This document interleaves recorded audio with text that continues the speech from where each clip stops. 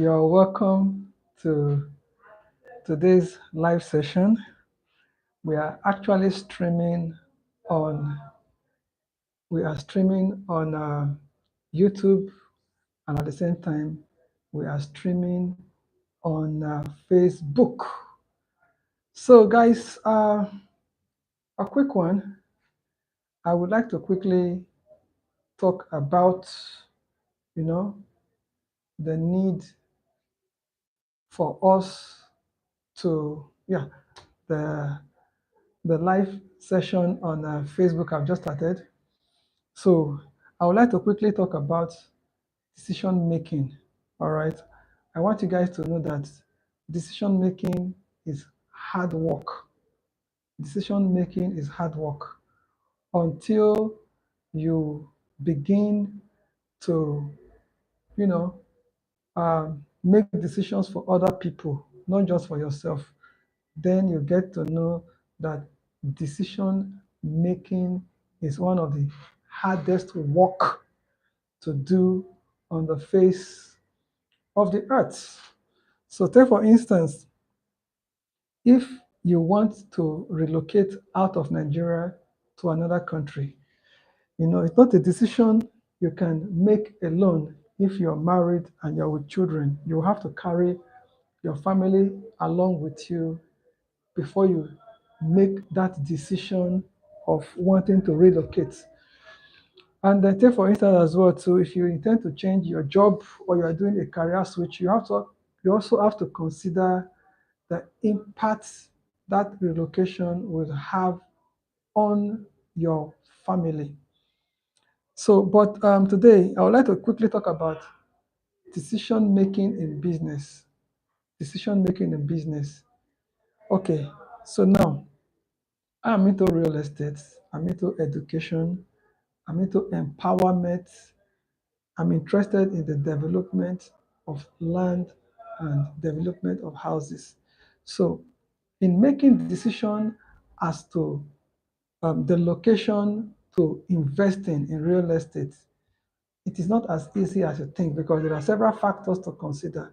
You may have to look at development around the location, you look at government regulations as it affects that location, you look at other investors in that area, you ask yourself this question: what has perhaps these investors seen that has made them to buy land from a particular location? And then you look at the photography, you look at the landscape, you look at the history of flood, the history of environmental impacts, okay, in that location. So if you are going for commercial real estate, or you are going for residential real estate, or you are going for in industrial real estate or agriculture, there are several elements for you to consider before you make the buying decision. So you can see that it is not easy to decide on buying just one plot of land, talk less of buying land in acres.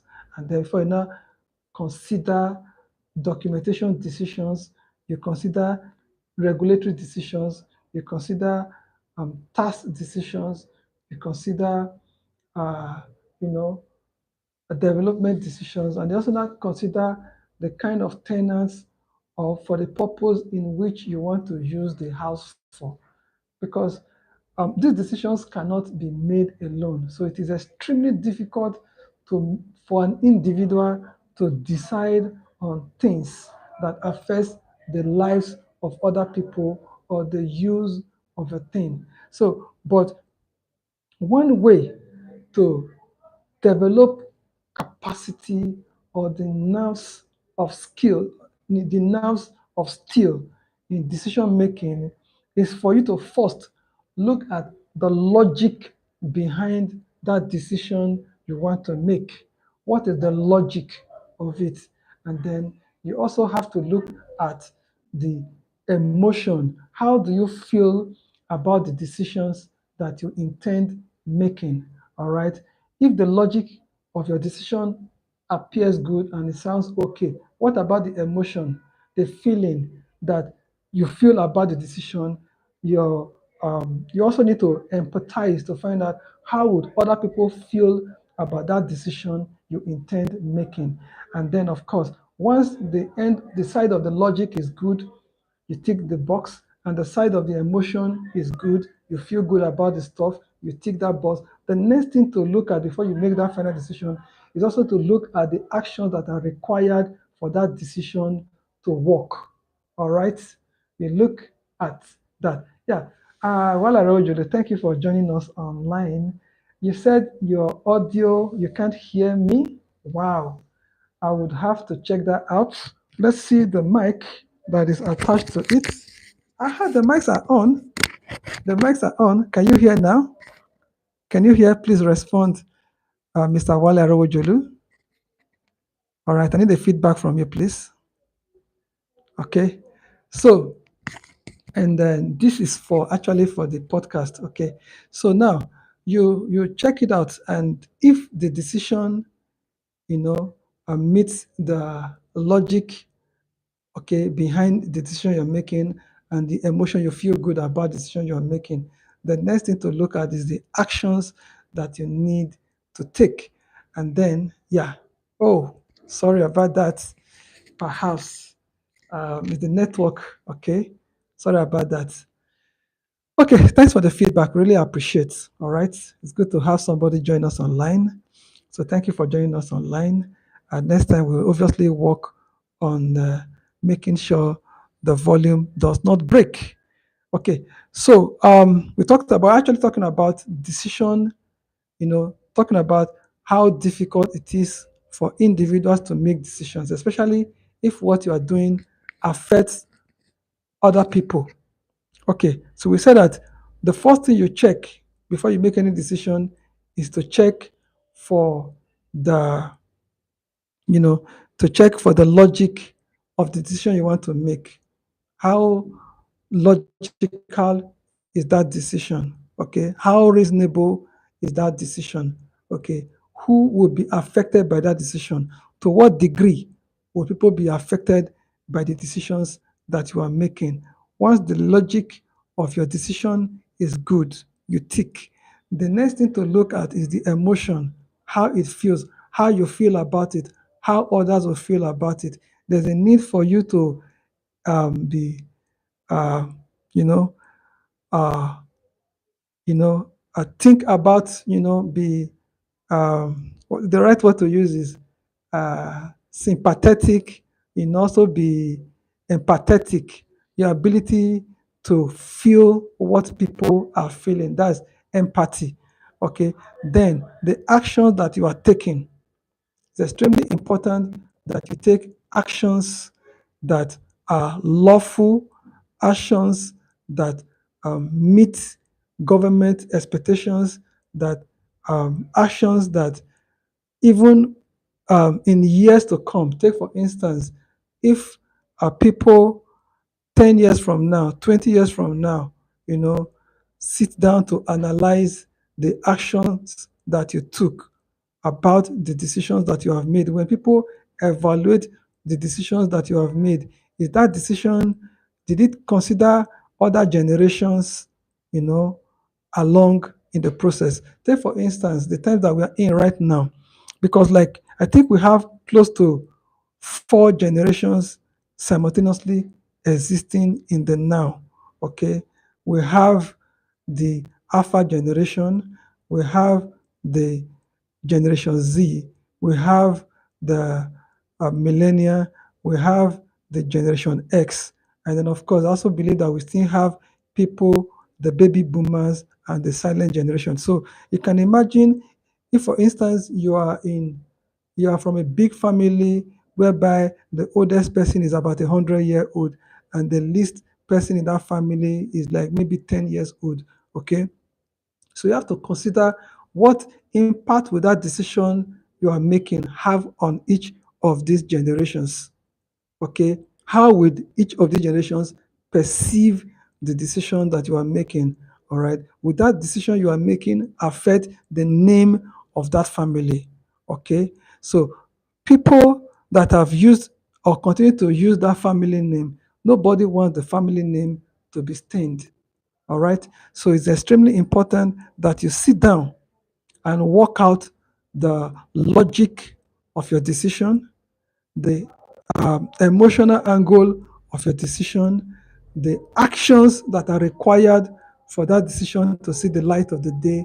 And then, of course, you also have to look at the destination that decision would lead you and other members of your family into. So similarly, same thing happens to business. If you are going into business, you have to think about the various departments that are attached to the overall group. Okay, so how would your decision affect finance department, affect human resources department, affect the production department, affect the marketing and sales department, and then also affect the customer affairs this department. So you don't just think about your department only, think about finance and say, in as much as the money is coming in, you are home and dry. No. So in your team, folks that are represented in your team must be carried along. You must constantly give them heads up. All right. So you don't just wake up in the morning and say, guys, this is what we're going to do, without a foreknowledge, without having input of other people into the things that you intend to do for the month, for the year, for the week. Okay. So it's extremely important because the reason why decision making is very difficult is actually borders on the issue of trust and at times on the knowledge base of other people in the team. Take for instance, if you have short temperament for mediocrity, when you're in a meeting and somebody is either making sarcastic or unreasonable contribution or trying to draw the rest of the team back, you can easily get offended and you flare up. But that will affect the team spirit, that will affect the team morale. So it's extremely important that you understand that we are all not at the same level of mental development. We all do not see things alike.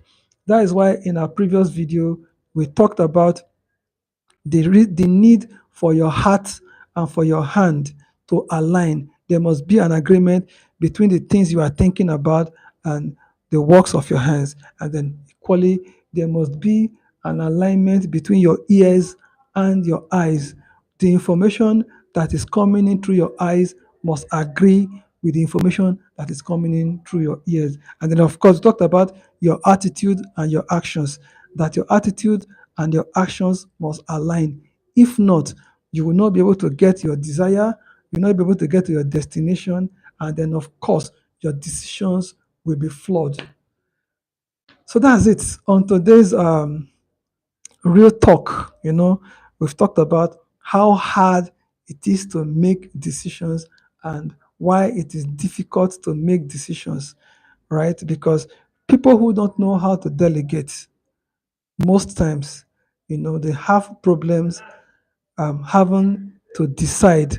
Either a decision that needs to be quick can be slowed down because perhaps the head or the team lead does not trust the people that work with him or work with her. And then if what you are hearing and what you are seeing do not seem to align, it can make decision making very difficult because as an entrepreneur, as a business owner, you try to make sure that the feedback you get, either by what you hear or by what you see, align and they agree. Once these issues are ironed out, okay, decision making can be also be swift. And then we also talked about the fact that what's in your heart and what your hand is doing, if both agree, all right, decision making would be easy and would be faster.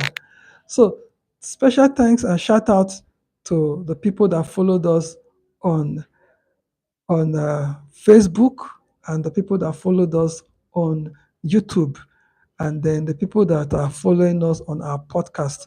So, special shout out to everyone. So, you can see the reason we're having three mics here is because we are using 3 mediums to stream this program live. So thank you to our audience on YouTube. Thank you for logging into Christmas Digital on YouTube, and to our audience on Facebook. Thank you for logging into Christmas Lagos for today's Real Talks with Chris Ekhator. And then to our podcast family, special thank you. And thank you, my brother, Arawo Jolu, for constant